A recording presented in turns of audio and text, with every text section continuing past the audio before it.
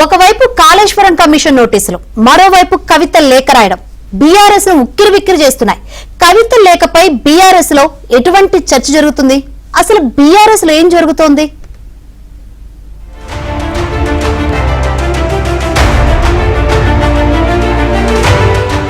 BRS ఉక్కిరిబిక్కిరి అవుతోంది. ఒక పక్క కాళేశ్వరం ప్రాజెక్టు అక్రమాలపై తెలంగాణ ప్రభుత్వం నియమించిన పీసీ ఘోష్ కమిషన్ కేసీఆర్ కు నోటీసులు జారీ చేయడం బీఆర్ఎస్ లో కలకలం రేపుతోంది. మరోవైపు కేసీఆర్ కు కవిత రాసిన లేఖ బయటకు రావడం తెలంగాణ రాజకీయాల్లో హాట్ టాపిక్ గా మారింది. గత కొన్ని రోజులుగా ఎమ్మెల్సీ కవిత మాట్లాడుతున్న తీరు కూడా సొంత పార్టీలోనే తీవ్ర చర్చనీయాంశంగా మారింది. గత 10 ఏళ్లుగా సామాజిక న్యాయం జరగలేదు అంటూ కవిత కొద్ది రోజుల క్రితం చేసిన వ్యాఖ్యలు పెద్ద దుమారం రేపాయి.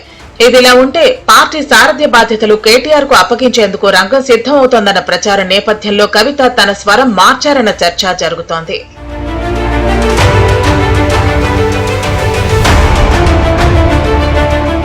మరోవైపు హరీష్ రావు కూడా గతానికి భిన్నంగా కేటీఆర్ కు బాధ్యతలు అప్పగిస్తే స్వాగతిస్తానంటూ చేసిన ప్రకటన కూడా పార్టీ నాయకుల్లో చర్చనీయాంశంగా మారింది.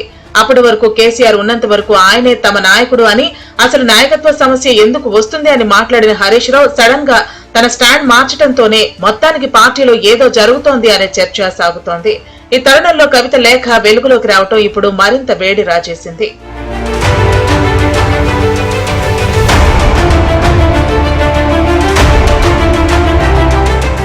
కవిత అమెరికాలో ఉన్న తరుణంలో ఈ లేఖ ఇప్పుడు వెలుగులోకి రావటం మరింత ప్రాధాన్యత సంతరించుకుంది.